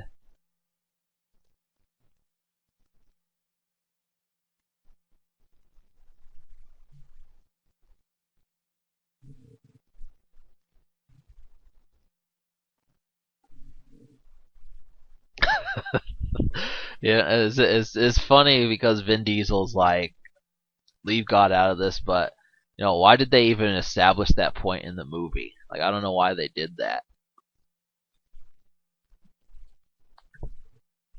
I mean, I don't know. It was just like a stereotype. I mean, I think the movie probably could have done with that. I mean, if they would have had like a funny character, yeah, that would have been better. But they didn't do that. They had some overly religious bounty hunter. Just, I mean, I think you can establish that he out of every person that would have killed someone in the film, he probably was the one that was not going to. So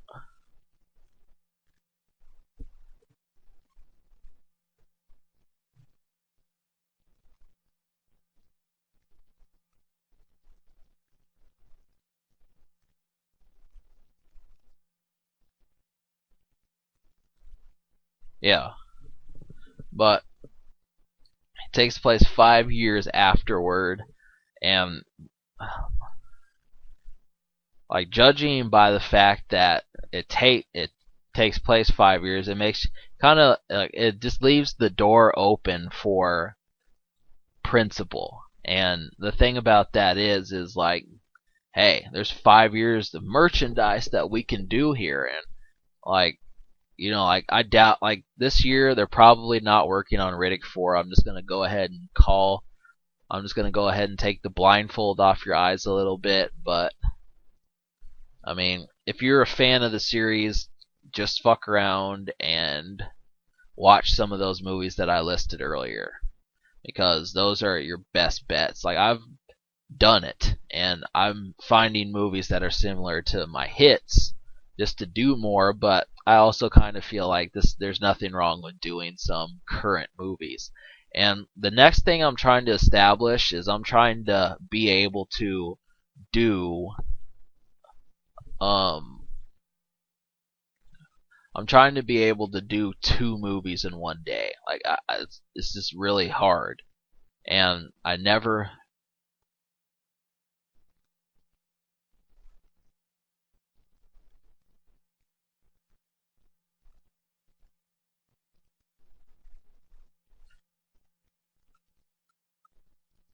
It's really hard.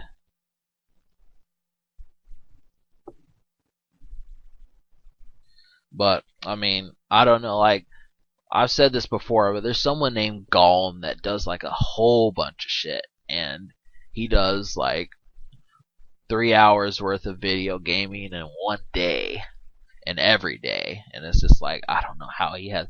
I don't know what kind of drinks he's drinking. Like, I don't know if he's drinking Red Bull or whatever, but like, he just does it, and that's something that I kind of want to be able to do. instead of this one movie a day. Like, I mean, if I did that, I could probably get.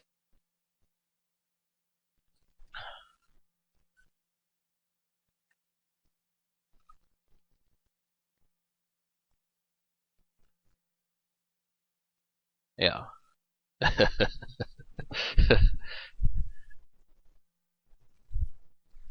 Look at his eyes glow. That looks sinister, doesn't it?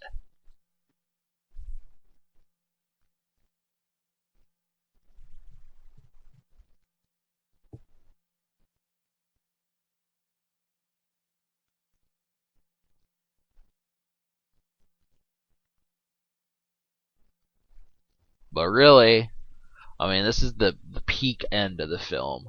This establishes a few more villains, and that's about it.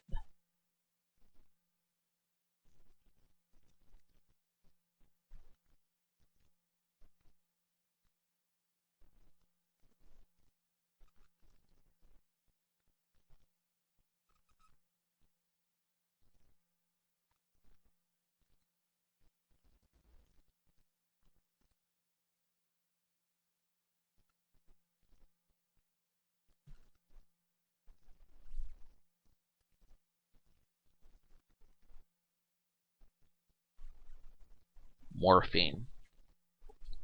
Don't know what that is, but that's all right. I don't know. I don't want to be overtly elaborate with you guys, but some sort of drug. All right. Here's something you Vin Diesel agreed to make a cameo in Fast and Furious Tokyo Drift in order to get the rights to Riddick. And the thing about it was that really, I mean, what he basically did was he was that I watched Tokyo Drift. I've seen Fast and Furious 1, 2, 3, and 4. I have not seen 5 and 6, but like he appears at the end of Fast and the Furious 3, and like the hero that never appears in Fast and the Furious again is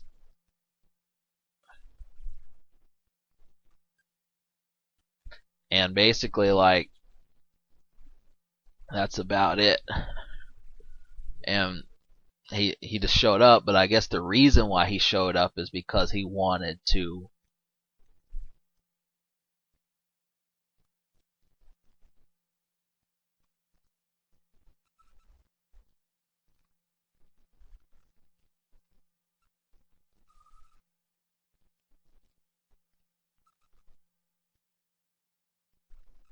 more betrayal.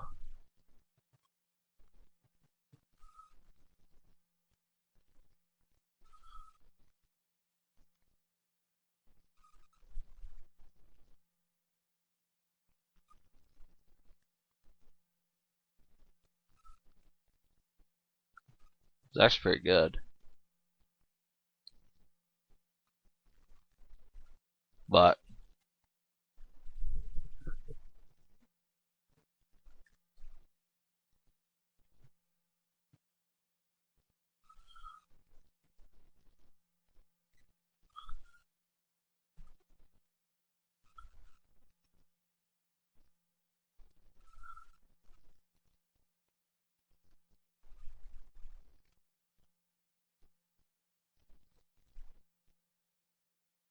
that's it. And I'm kind of quiet because I want you to take this part in the film.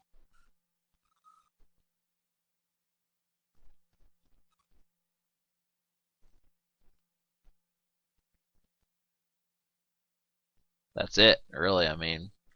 But I mean, the thing about it is,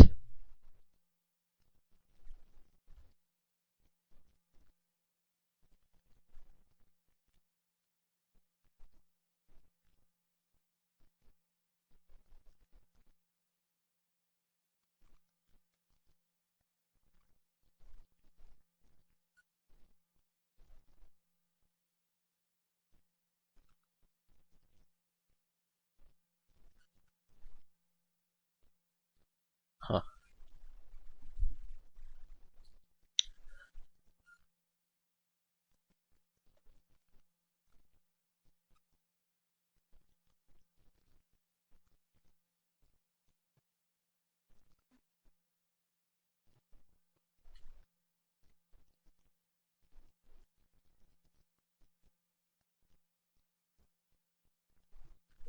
Now, you're probably saying, "Oh, these are real sinful bounty hunters," but the point is, they actually are. I mean, you pay attention to it; they have actually kind of killed each other. I mean, the only one that doesn't really fit being a bounty hunter is the girl.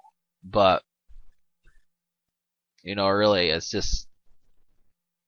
I mean, what would you want them to do? Do you want them to betray each other? I don't know. I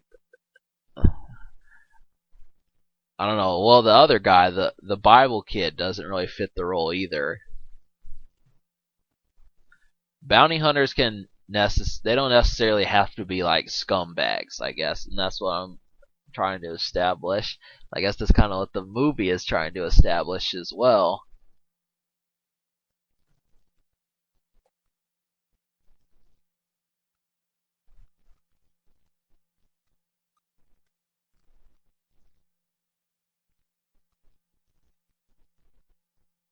But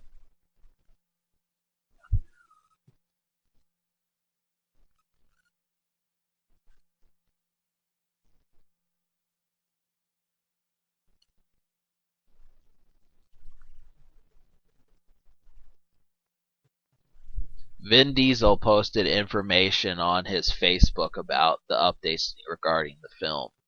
And the thing about it was that what he basically did was, I mean, you saw it on his Facebook. I mean, I was not paying attention to Riddick. I mean, really, I didn't. With me, it was just like the movie thing was kind of blown out of proportion. Like the last movie I saw, what before I saw like in between like a 3 year interval was District 9. I saw Terminator in August 2009, Terminator Salvation, and the other movie I saw was District 9. And both of those films, it was just like Elysium almost. Those were two films that I saw, didn't ever see another film. I don't even think I watched anything between August 2009 and like February 2012, I think it was. The next movie that I attempted to see was Get 'Em to the Greek. And my family got me movies for Christmas, and what happened was I was just like, I used to hate when my family would get me movies for Christmas because I just saw it as, it's just like, well, I don't really want this. You're just kind of picking what you like. People pick what they want to buy you instead of getting you what you want. They say, well, I think you like this, so I'm going to get you this. But I mean, it's not necessarily that I didn't like the movie, because I liked it. I mean, Get 'Em to the Greek had Russell Brand in it, and it was just like, it was ridiculous. I mean, it really was.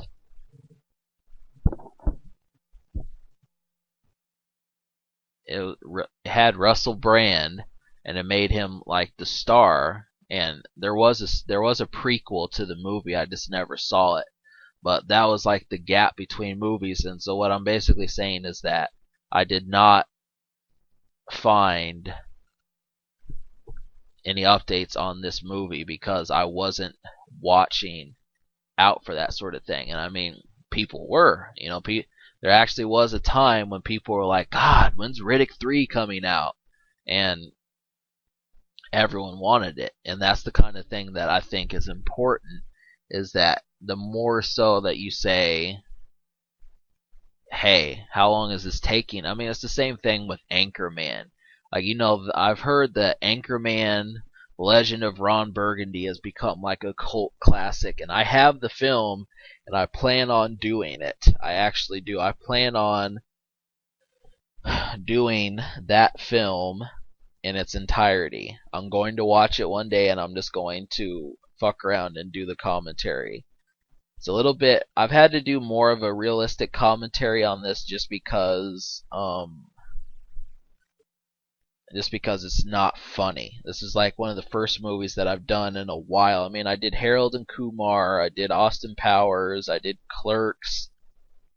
The last movie that I did that was like this was In Time, and I kind of like the funny movies better. But this is, I mean, if if I were to grow up with Riddick and it were to be like, okay, Riddick 4 coming in 6 years, I could say, I'm gonna see it.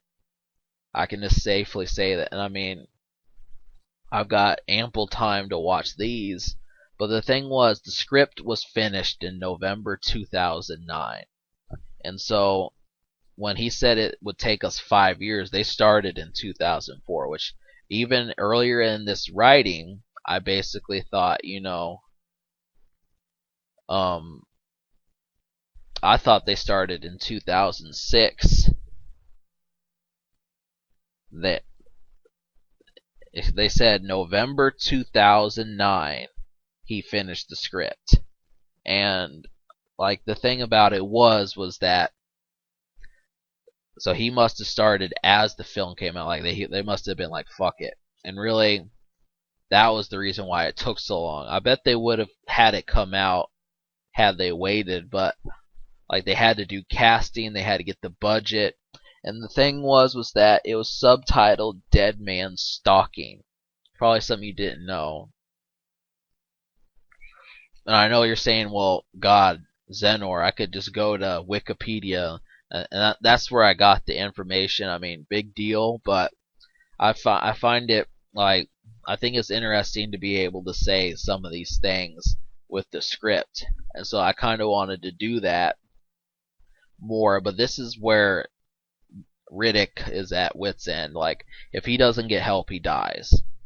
Like, you've basically seen Riddick as like a bomb character the whole time, but even he cannot take on a planet worth of and monsters. And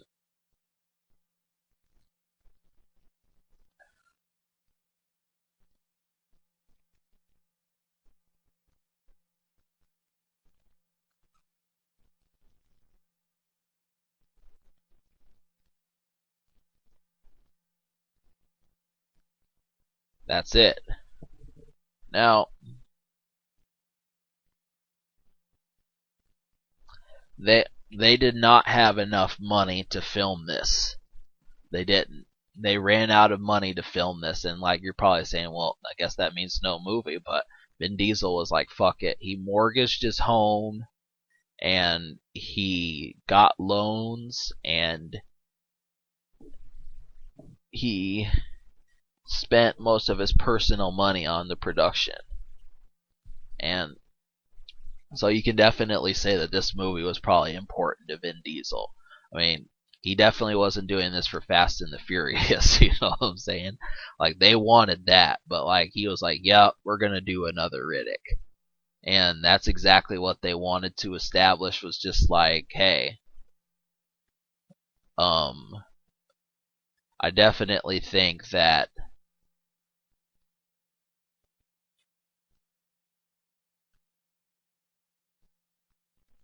we're going to.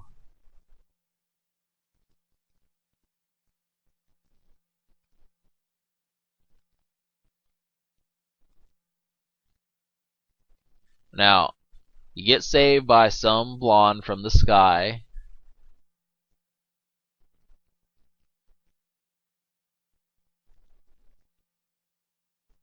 And that's how it goes. I mean, now they're off the planet, and it just leaves it kind of open. I mean, I definitely think that I don't want Riddick to be on the same planet throughout the whole movie again. I mean, the brilliance of Star Wars was that it didn't take place the whole time on the desert planet like Tatooine. It took place on various other planets, but it's just like I said when I started.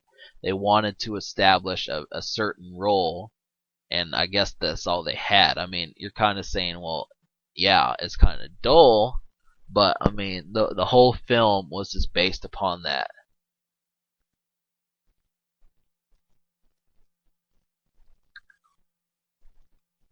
But I do think that they could have done some. I definitely think that they could have done some different things for the film. I mean, they could have. I mean, it took 5 years to write this in, huh? 5 years to write in how to Like he's stranded on a planet and bounty hunters come in. I mean, I guess like every little nuance in the film, it took 5 years, but I guess that's what it was. They had to come up with the script and what they were going to say. It didn't take 5 years to come out with the story.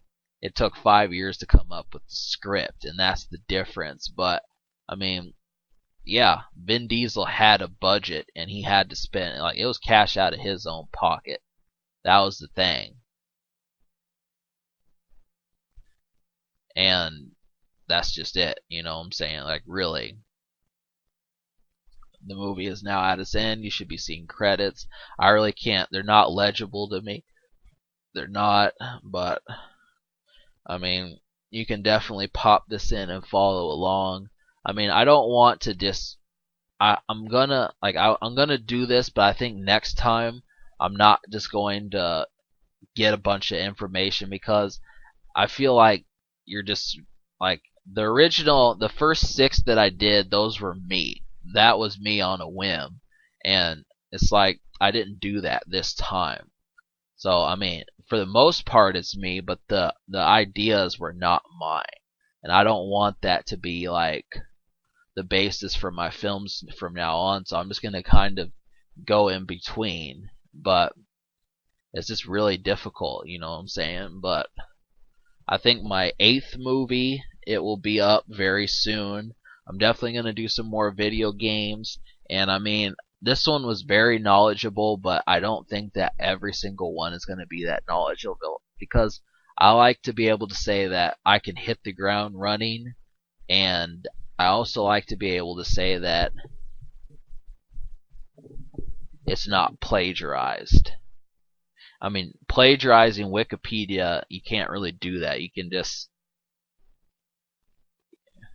these are just facts about the film, you know what I'm saying? Like, it's not like Wikipedia is free run, so you can use that information anywhere. It's not like I can't do that. But if there's a problem, I'll just unmonetize the movie. But, like, really, I did. Most of the information that I came up with in this film was me. But, you know, we're just going to have some fun with it, really. Now, that's it, everyone. This has been Zen or Titanic.